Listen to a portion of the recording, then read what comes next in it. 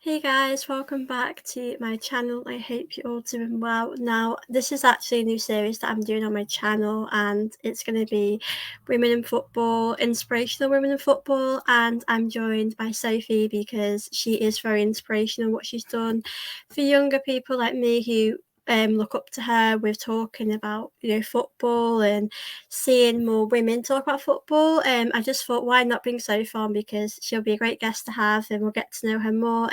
Thank you, Sophie, for joining me today. How are you doing? I'm doing well, thank you, and thank you for having me. It's an absolute pleasure to be on, and thank you for sounding inspirational. It means a lot. But yeah, I'm doing really well. I hope you're doing good too, so. I'm glad you're okay. Yeah, I'm okay too. I'm looking forward to this. It'd be great to talk to you. I thought I'd start this off though by you telling people a bit about yourself. I know you have your own channel called Ladies in Red. You are a female footballer. You're a social media influencer. But do you want to just tell people a bit about yourself and what inspired you to make your own channel? Yeah, to be fair, growing up, I've played football since I was 7. You may know, obviously, I played for Wolves and whatnot. Played for West Brom as a bit of a traitor, so I went from one side of the black country to the other. I played for England under 19 level as well. And football's just always been my passion for as long as I can remember. Growing up, I used to love Paul Scholes. So my dad would take me to Old Trafford to go and watch Paul Scholes play, and that's how I fell in love with Manchester United from a kid. I was definitely at Old Trafford a lot more than Molineux. My daddy's a Wolves fan. But yeah, playing for Wolves, I was always gutted there wasn't a girls' team from Manchester United growing up, so I was always like, I definitely want to play for them. And now, obviously, we do have a women's team, which is Mm. fantastic. But yeah, that's Paul Scholes basically made me fall in love with United, and from there, really, I wanted to play like him. I am a CDM, so you'd say I kind of mould my game on Paul Scholes as well. But yeah, so I've played football since I was 7, so I've always been a big fan of football. And I also used to get annoyed, like I used to watch obviously football all the time, and you'd see a lot of the pundits, and they'd often stick like a pretty girl in front of a camera who was blatantly reading off a script, and it used to annoy me. I thought, no, like there's more purpose to this. There's a lot of girls who Mm. know what they're talking about, who have a passion for football. And I wanted to be one of those girls, really, who just wanted to prove that actually I do know what I'm talking about. I do have a say. And I just wanted to echo that really. So my channel is Ladies in Red. Obviously, it's previously known as Hair Dry Treatment, and that was set up really just to give females like myself, like you, a voice really in football, and let girls have a bit of confidence, really, a space where they can feel safe, feel welcome, and feel like they very much are heard when it comes to talking about football. So that was the main aim of my channel in the first place, and obviously now I've got over 15,000 subs. So to see the kind of backing that I've had is just amazing. And as you've already previously mentioned, the amount of women who now get involved in doing similar things is just fantastic. And that's all I ever wanted, really, was to see the women like the Alex Scotts of the world, the Laura Woods of the Mm. world, who are just absolutely taking the game by storm now. And so, yeah, it's just really good to see. Yeah, like you said, because like even not even just on TV but on YouTube, it was a lot of like male fans talking, and I think now there's more women representation, which I think is really good to see because it gives you confidence to feel like you can talk about it more, and it definitely felt for me like seeing women YouTubers. It feels like if you can do it, then I can do it. I think it's good to have someone to look up to, and talking on like female role models, obviously growing up, I think, a lot of, even me included, I probably didn't have a female, football player to look up to. I was more, focused on like the players of the men's team because women's football wasn't so big then. But for you, who are maybe some of your female role models, whether that's, in presenting or football players? Kelly Smith for me was always a big one. Yeah, growing up, she was just an absolute baller. I remember watching her, and she was just a league above anybody else. She was like the first of her time, if you like. Like obviously, there's a lot of good players at the time, but Kelly Smith was just a different breed. She was an outstanding player. Obviously, I know she does her own media work and whatnot now as well. But as a player, she was always someone that I looked up to. And I grew up in the era of like the Rachel Yankees, Kelly Mm-hmm. Smith, Leanne Sandersons. But yeah, she was always the one that stood out to me. So I'd say Kelly Smith was definitely my female role model. But now, from like the pundit side of things, Laura Woods, obviously, I know you're good friends with Laura. She's someone that I really aspire to be like, and she's just been amazing. So I think she's come on leaps and bounds. She really has, and obviously she's really well respected now. Obviously, her new role on TNT Sports just echoes that really of how much respect people do have for her, and it just shows how good her knowledge is as well. Yeah, like you said, it's really good to have like women role models, like especially on the TV. We do see a lot more of that now with like Alex Scott, like you said, for Laura Woods. It's just so refreshing to see. talking on like women getting like equal opportunities, we are seeing it more and more. But for Yeah. you, how do you think that we could make, you know, the sport more inclusive? We know football, it doesn't have to be just football, it could just be sport in general, because I think that's just important to talk about in case anyone just watches this, not for football. But for you, what do you think we could do to make it more inclusive for women? I think it just has to be more and more coverage. I know there was Mm, like debates recently about whether the World Cup's going to be aired. I'm glad to say that is now going to happen. But I feel like, especially with the Euros, with what the Lionesses done, I mean, we've said it for so long about the men's team, we can never get it over the line. We think it's coming home and it just jinxes it. We just can never quite get it over the line. But the ladies did it. And I think that was a real big head turner. I think a lot of men thought, you know what, fair play, we've finally won something. And they kind of went towards the women's team. So I feel like broadcasting it as much as possible. You've already seen it with the attendances, especially in club football now. WSL being on Sky obviously all the time, and BBC and FA Player and whatnot as well. I just feel like the more coverage it gets, the bigger it will get. The standard of football is definitely, I mean, from when I first started playing to now, like the standard is incredible. I'm not ashamed to say it. I used to play women's football, but I wouldn't be the biggest fan watching it because I just felt like mm, the atmosphere and stuff, it wasn't the most entertaining. It used to get me angry because I just felt like it wasn't put in the same limelight. Whereas now, I mean, the WSL, how close it was towards the end of last season as well, like the standard is really picking up, the attendances are growing, and I think a lot of that comes from the amount of broadcasting and promotion, and of course the Lionesses' success as well. mm. So yeah, for me, I just feel like it's more about getting it out there as much as possible. Female World Cup, I'm really looking forward to as well, and hopefully we can see a lot of games on TV. So I feel again that'll just spread the popularity. Yeah, I agree. I think definitely the Euros has opened eyes to people that maybe might not have been a fan of women's football, because I think, you know, England, the men's team, haven't really been successful in recent years, and the women's team to have won that is just incredible. And I think it just made people see women's football in a different way, and it definitely got the players a lot more respect, and, you know, a lot more I think they deserve that, because Yeah. we watch our own team, we watch WSL, but people probably don't watch that. And we've sort of known some players that have been good for ages, like, you know, Ella Toon, Russo, Leah Williamson. So it's great to see them get the appreciation and the credit that they deserve. And I think with you, I agree with you. Like, I think it's about the coverage. So on Sky Sports, I think that was massive for women's football, getting that coverage, because I think, you know, the team, the clubs really deserve it. So like, I'm with you. I think it's about sort of like, for the women's football, I think for me, it's sort of like putting investment in. I think they need it, and I think they deserve it. But as you say, you know, women's football has definitely grown a lot now. People Hmm. are really invested in it now, and it's a joy to watch. I think, you know, I always say like it's not everyone's cup of tea, and that's okay. But I think now, I definitely think it's grown, like you said, with the attendance. And for you, with like the Euros, do you think? Obviously, we know Ella Toon, Alessia Russo had a and Mary Earps were fantastic. Do you think um, that helped in a, do you know, United have had a bigger attendance last season, the season just gone. Do you think the Euros definitely helped with that? 1,000,000%, definitely. And I saw a stat recently. I can't remember it exactly, but Ella Toon, I'm pretty sure, had one of the highest selling United shirts of last Mm, season, and that's out of both senior teams, including the men. So it just shows how popular she really has got. So yeah, I feel like Ella Toon is a prime example, but players like that who have a big, obviously she's got her own YouTube channel as well. She's got a big presence, especially yeah. in the media sense. And I feel like if we can get more use out of players like that to spread the word even more, she's just opened her own pitch as well, which I think is fantastic. And like, you know, you probably know my full time job is a teacher, Mm, and I teach obviously from year 7 to year 11. The amount of young girls now are getting year 7 who said they want to be footballers. Growing up, I was the only girl who wanted to be a footballer. yeah. I used to play with my cousins who were boys. Like there was no girls in my area that wanted to do that. Now we're seeing those girls coming through since the Euros. They want to be the next Ella Toon. They want to be the next Russo, and I just think it's so endearing to see that. So, yeah, I think definitely it's had a big impact, especially on the grassroots level.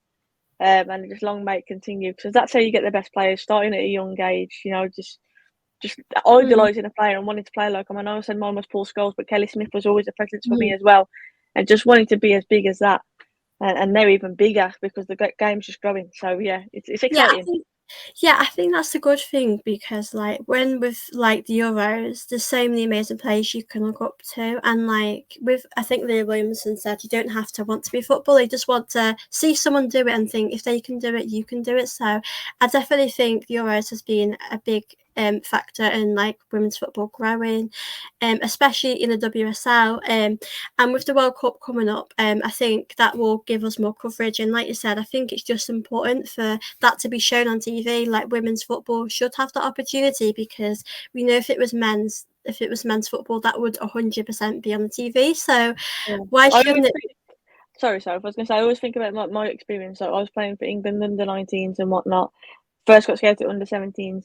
And I was 16 years old, and I always remember this decision I had to make, because if you wanted to be a female footballer, you had to go and get a scholarship in America, because obviously we know how big female soccer is. Yeah. And I got offered to go on a scholarship to America, and I was 16 years old. And I always remember I went away for an England camp for a week, and I missed my mum and dad so much. I was still like a baby at the time.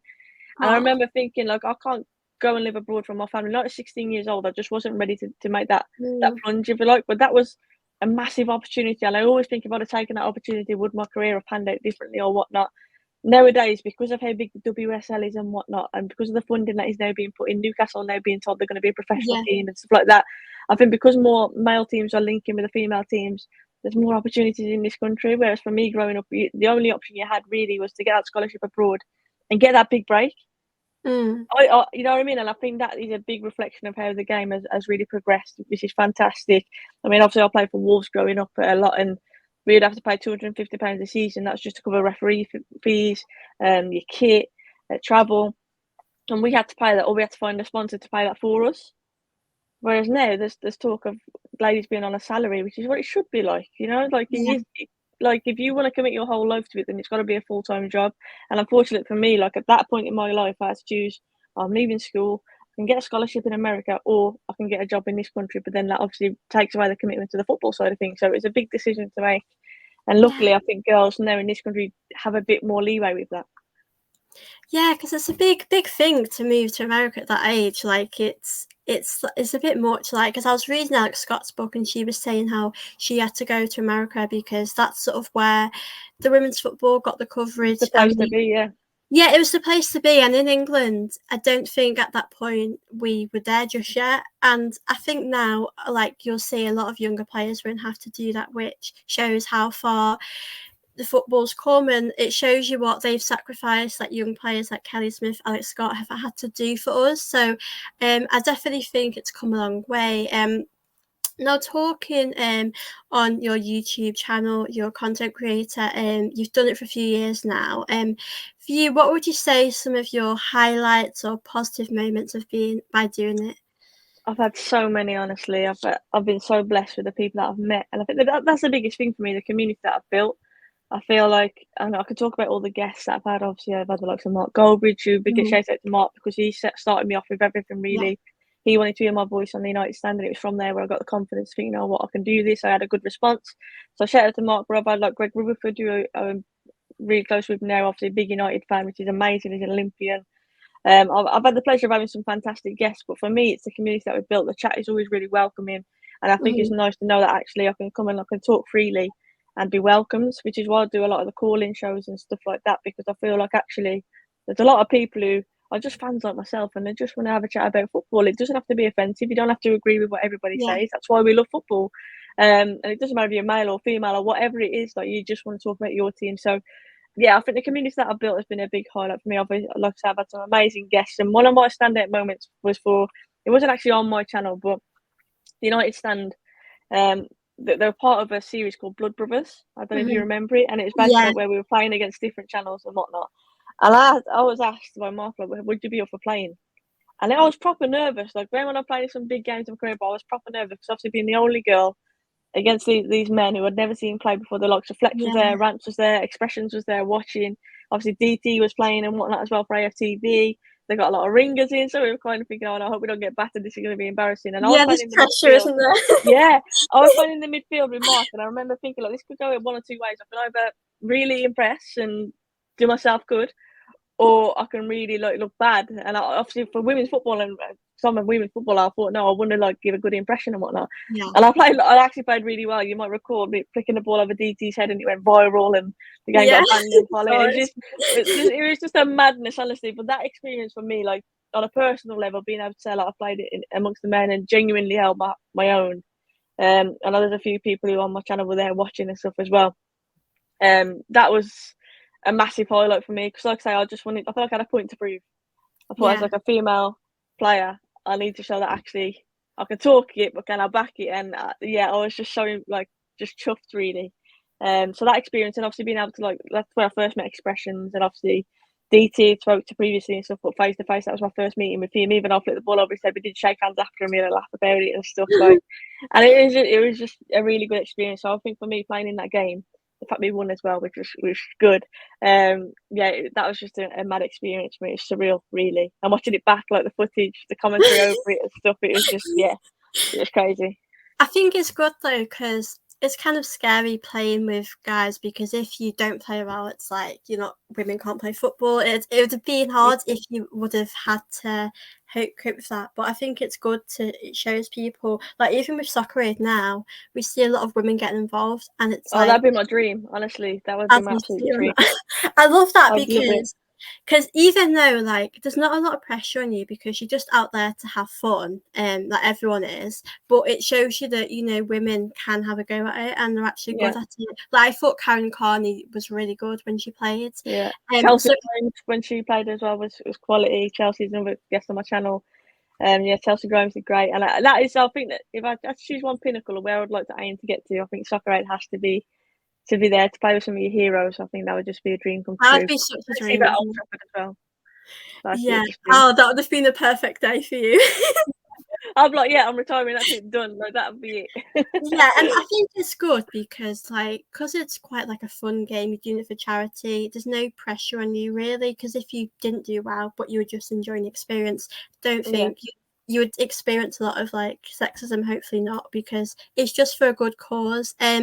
Talking on like, you play football and you do content creating, there's been so many positives, but for you, we know that women's football probably still has a long way to go regarding sort of like sexism. Some like Hmm. we know the internet can be a tough place to be at times. So for you, have you faced any like difficulties? And if you have, how have you overcome them? Yeah, especially early on. It was tough. I'm not gonna lie, especially like I'm not really a big social media person working in this school. I don't really have it. The only purpose now is for my YouTube, Yeah. for that reason. So never really had it anyway. And I think I remember like putting some like training videos out and stuff quite early on, and people were like slating my weight and stuff, and it really upset me. Like genuinely, my partner at home was like, "Look, like you have to stop doing this if it's gonna have this effect on you." Like it genuinely Yeah. upset me emotionally, and I don't really cry or anything like that, but it's like some things would touch me. Um, but then I feel like the more experience I've had in like this era, if you like, and in this arena, Hmm. like now I learn to focus on the positives because there's plenty. I guarantee you'll have 100 positives, and the one that sticks in your head is that one negative. And I've learned to flip it. Like no, focus on those positives because Yeah. they're what really matter. Your channel is not going to grow through focus on the negatives. It has to be on those positives. That Mhm. amazing community that I've built. So yeah, it was tough at first because I wasn't used to it. Um, and I'm one of these people. If you met me in person, like I like to get on with anybody, everyone. Like I wouldn't want to Yeah. offend anybody, and I just found it tough. Then I realized, these probably aren't real people. There are people with football players as their abbies that not even real photos of themselves. And I'm thinking, you know what? Why am I getting upset over this? Probably not even a person. Like so. Then I learned to mature, and I feel like the more I've gone in this now, to be fair, the abuse has got less. So I think the more like Yeah. I've made a name for myself and stuff, the abuse has got less. But obviously, you still have it every now and again. But I think it's really important to focus on them positives. I think naturally, for me, when I first started, I did focus on those negatives. Whereas now I've learned just to kind of brush it off and think, you know what, it's not worth it. It's really not worth it. My channel will only grow by the positives that I get. So I focus Yeah. on that. But it's hard. What I would like to say is that me getting more of a name for myself and the abuse getting less is also reflective of women in the footballing Mhm. world. I feel like generally women are becoming more and more accepted in this football space, which is fantastic. So I'd like to think it goes not just for me, but for all ladies, that actually that abuse is getting less and less now. Because let's face it, the people who do are stuck in the stone ages. Like nobody talks like that nowadays. So yeah, I think it's important to focus on those positives. I know it's cliche, but Yeah. genuinely, that's what matters. So yeah, that's my biggest advice for anybody getting into it. Yeah, like you said, it can be tough. I think at first, like I don't really know anyone that hasn't received it. I think it's just part of YouTube, unfortunately. But I think that I'm like with you, I got it, but then you come to a point where you don't receive it as much. But it can be tough, and it's hard really, like you said, you can get so many lovely messages, and that one mean message. You just overthink about it in your head, Yeah. and you think, is it true? Is that what they think? But like you said, focusing on the positives is like the best thing you can do. But for you, like growing up when you played football, did you find that hard being like a young girl who loved to play football, and when it was like, a lot of boys love to play it, did you find it hard going into that sport as a woman? Well, I would say very tough because I think me growing up playing with lads, like my cousins, like say in the streets, we play Wembley. That was like every night I was out playing football, like literally, or we were playing run off or something like. But I was always with the lads, and I feel like that made me a bit tougher in a Yeah. way. I was a lot more physical. I'd get stuck in. I wouldn't hold back, and I think it made me a better player today, genuinely from having that experience. And and I remember it clearly. I was playing in a goals tournament with my cousins, and there was a team who were running outside called the All Stars. Then they were like banging on the cages. They were like the best team there, and we were playing. And it was like the semi final to play them in the final. And I remember I was the only girl playing, and I had an absolute crazy game. I think I scored like 3 goals or something, and they were all like banging on the cages, cheering on my name and stuff. Whereas before, and they're probably like, "Oh, there's a girl playing," like, you know what I mean? And then see the change after they see me play, like that just made me feel on top of the world. So I feel like if you can overcome that barrier, it makes you stronger, definitely. So I was lucky in the sense that actually growing up, a lot of lads, once they saw me play football, they was like, "Whoa!" Like they respected me. Yeah. Whereas obviously online, it's a lot different because people can hide behind those profiles. They don't know what you play football like or anything like that. They've got no respect because they're not real people. So they'll just say anything. Do you know what I mean? So Yeah. I think online is a lot harder, but in person, genuinely growing up, I had a really good experience. I can't deny that. Mm. My cousins would be on the defense as well if anybody said anything, which is great. But yeah, like I was definitely like the only girl in like a male orientated thing, apart from obviously playing at Wolves, where there was other females with the same as me. Like Yeah. in my area, there was nobody. Whereas now, growing up, like you see young girls playing all the time, and it's just fantastic to see. Um, Yeah. but yeah, I think the biggest. I think I'd say the biggest thing with me is, oh, she's a lesbian. But I'm not. But that's what a lot of people would assume because we've Yeah, gone the other through with us growing conception, up. That's the isn't it? biggest thing, that conception Yeah. of, yeah, oh, she's a lesbian. Do you know what I mean? That was, I'd say, the main abuse that I got, and I'd just be like, but I'm not. And then that's it. Like, what, where do you go Yeah. from? Do you know what I mean? So that was it. So yeah. But other than that, no, I was quite lucky in that sense growing up.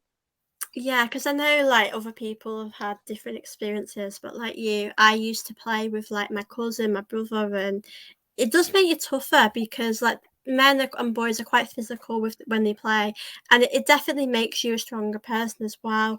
But it's weird because a lot of people have had so many different experiences growing up. But I think Yeah. like yeah, I think like you said now, there's a lot more, women football groups and it's a lot more accepting, which I think is good that we get more opportunities to have, women should play football if they want to, and it's great to see them have them opportunities. Now, talking on like your channel, if you had any advice to maybe whether it's younger girls, younger boys, or anyone that, likes your content and feels like they want to try and do it themselves, what advice would you give to them?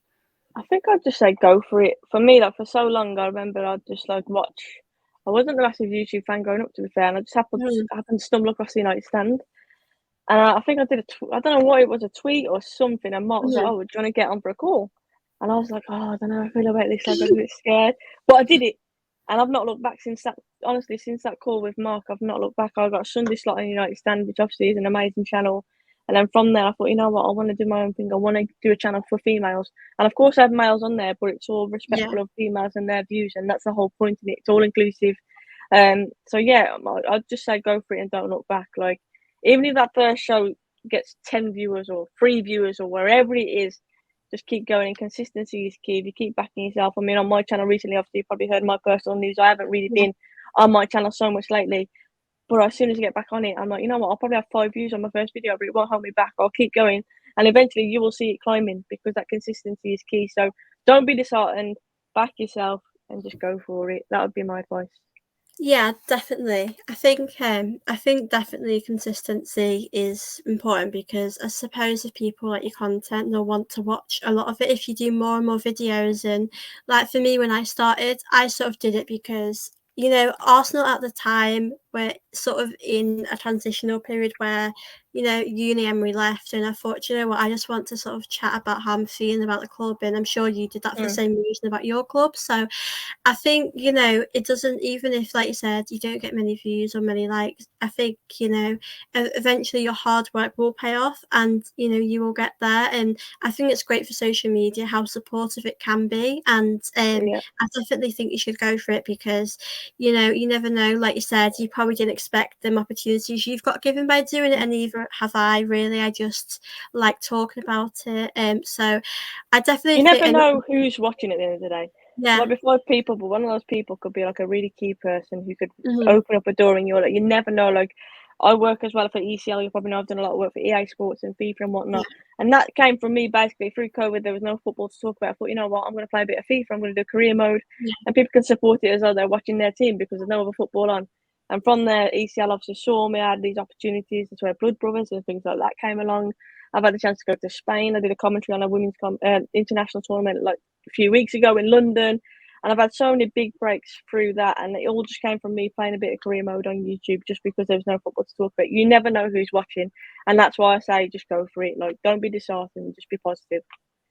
yeah. I definitely think lockdown was a big part of how people started YouTube, because I suppose if you're in all day, you get bored, and you kind Yeah. of it's a good way to kind of connect with people online to talk about football. So I definitely think that was a great way to grow. So yeah, I definitely think if you're interested in doing it, you should definitely go for it because it's definitely worth it. And you never know, like you so said, you never know what opportunities you'll get given. For you, this could be whether it's YouTube, you playing football, or just in general. What would you say some of your future aspirations or goals are? Or we mentioned soccer aid before, but is there any sort of dream, things you would love to do regarding that football? Yeah, I think a dream of mine, and I've said about Ella Toon opening a pitch, and I've said this before on other shows as well. Like, a dream of mine, because in my area, where I live, quite deprived. Like I say, I was the only girl growing up who would play football and who really had cousins who would play with them, and I felt like included and stuff. But I'm sure there's plenty of girls there who watch the Lionesses and stuff, and they want to get out there, but there's Yeah, nowhere to go really. And I know this is probably symbolises most of Britain now, to be fair, but we used to have like a court, and if you don't get the court, someone else will have it. That's the only place to play. We used to play on a little patch of grass that we called the green. They had no ball game sign, but we went there anyway because there was nowhere else to go. And about 40 of us were playing this tiny patch of grass, and I walk past it now, like most days, and I'm thinking, how did we all fit on there? And that's where it's like. So for me, I always said I'd love to do a bit like what Ella Toon has done, to be fair. But I've said this for years, like my own little, not academy as such, but just a pitch where people can just go and play football on several pitches, where all weather pitches. You ain't got to worry about it. You ain't got to book it. It's free. You can just turn up and just play. Because I think it's really important that you've got those opportunities. And I've noticed that, especially in a place like London, there's a lot more like cages and stuff where you can play football and stuff. But in areas like mine in Wolverhampton, like genuinely, there's nowhere really to go and be able to excel yourself and go and train and go and try those free kicks and go and practice to try and be better. Go and try and score a chip like like Toon did. You just can't do it. So that's important to me. So I think I'd want to try and do that to get more girls, especially. But obviously, it's open to everyone involved in the game. So yeah, maybe my own little funded pitch somewhere. That would be a dream for me. that sounds so awesome, and it's great to see, footballers do that like Ella Toon. I'm sure others have done it as well. It's great to have that open space of just feeling safe when you can play football and not feeling judged and just feel like you can do it. So Yeah. I love that. So I thought I'd end on this question because I think I'd save it to last. If you had any advice to give to your younger self, what would it be? I would have started it earlier. I think I was a bit late starting, maybe when I was still playing. So I had so many experiences when I was playing. Yeah, Like, I played against Man City when I was at West Brom and stuff like that. And I just wish that I was media minded as well at that point to be able to broadcast it, just to show younger girls like, look, I'm playing for Wolves, but I'm here, or I'm playing for Baggies, and I'm here at Man City's ground. Like, I think to show that, like, what I've been blessed with some experiences like that I've had in my career. And now I think if you're a footballer, those opportunities come more often because mm, of the amount of funding and stuff like that and the amount of opportunities. So yeah, I think my advice would be that I would have started sooner, and maybe I would have taken that scholarship into America just to see how my career would have maybe been different. But yeah, I'm a big family person, me, so taking that plunge at the age of 16 was just a lot for me. yeah, Um, it's a bit much, yeah, isn't it, that age? it is. But I do always think, like, that's one thing I always think. I wonder how different it would have been. It's mad to think. Do you But think yeah, you regret it, or do you think you just think, Oh, what if? I wouldn't say I regret it. I'm very happy in my life, and like I say, Yeah, I found this route through YouTube, which is amazing. So I wouldn't say I regret it. I just think it's one of them what if moment, like things, like Yeah. questions that I'll always have. So my advice to my younger self would have been take that opportunity and just go for it. You never know. But yeah, that's probably it really. Like I wouldn't say I'm a Yeah. regretful person. I like to just try and look at the positives on anything really. And I'm very blessed in the sense that I found this route to be able to talk about the sport that I love, talk about the team that I love. Um, and yeah, so hopefully get a career path in that one day would be ideal. But yeah, I think YouTube, like you say, is a space where you can just share your feelings. Like I don't know about you, Soph, but Mm. if my team lose, it genuinely upsets my mood. Like genuinely hurts me. I can't go on a camera and rant and do all these like fake bravados. Like genuinely it upsets me. So if I'm talking and I'm disheartened, I'm not acting genuinely. That's how Yeah, I am. Like, totally. yeah, how I am on camera is how I am in person. And yeah, so I think YouTube for me is a good bit of therapy, really, especially when I'm calling games, like calling shows after games. Sorry, genuinely, like that. Talking to you guys makes me feel better. So, yeah, I'm lucky I found that. It's hard, isn't it? Like, say your team like gets knocked out of a final or loses in a big game. It's really hard to come on the camera after because sometimes I'm so upset I can't even speak. Yeah, It's really difficult. So I always we. come on to do I it was because gonna say it's too hard. when we got battered against Liverpool, I remember I was watching my other half. His dad was playing in a band, and I was literally sat in the corner watching it on my phone, like being a really rude person, like sat in the corner watching on my phone. And I remember every time a goal went in, like my face must have dropped more and more and more to the point I literally had a resting bee face in the corner. Like I was the least sociable person at this concert, and I felt really bad because I wanted to be enthusiastic because he was at the concert, but my face just said it all. Like honestly, I could not hide my emotions. I was so moody, and people were trying to banter me, and I just wasn't up for bantering. Like I was just like, Not in the too, mood it's for it. too soon, it's too soon. And I remember I just sat in the corner, and I just was really like because it was like what one little half time, and I'm thinking we're still in this game, and then to lose in the manner that we did, like, and to this day I still can't really get my head around what happened. Like I still can't get it. But socially, like being in a social situation and watching it, like if I was at home, I would have had to do a live show after that. Yeah, and I'm thinking. I don't think I'd have been able to speak. I think I'd have just been staring at the camera the whole time, just fuming, like with smoke coming out my ears. I just don't think I'd have been able to do it. And that's genuinely how I Yeah. felt. It's really hard though because sometimes for me, if Arsenal lose a game that's really important for us, I just don't know what to say. All I can say is that I'm so annoyed, but it's always difficult. So I don't know how people can do it like straight after the game because I just need time to process things. I'm like, I can't talk right now. So yeah, but Sophie, I've really, really enjoyed talking with you. This Sophie has been my first guest on the show. But I've really, really enjoyed doing this video with you, Sophie, and I hope those that are listening get to know you much better. But yeah, guys, I do hope you enjoyed this video. Please don't Thank forget to you. subscribe to Sophie's channel, which is the Ladies in Red, which I will link in the description. But yeah, guys, I hope you enjoyed it. And so, thank you so much for coming on. Thanks for having me. It's been an absolute joy. I feel like we could talk all night. It's been I know I great. So could as thank you well. so much. I'll get you on again soon. Definitely. Thank you so much. When the season starts, we'll definitely do some content Yeah, together as well, for sure. Thanks, definitely. Sophie. But yeah, guys, thank you to those that will watch us back, and thanks so for coming on. And yeah, don't forget to smash the like button and subscribe, and I'll see you all very soon. Bye.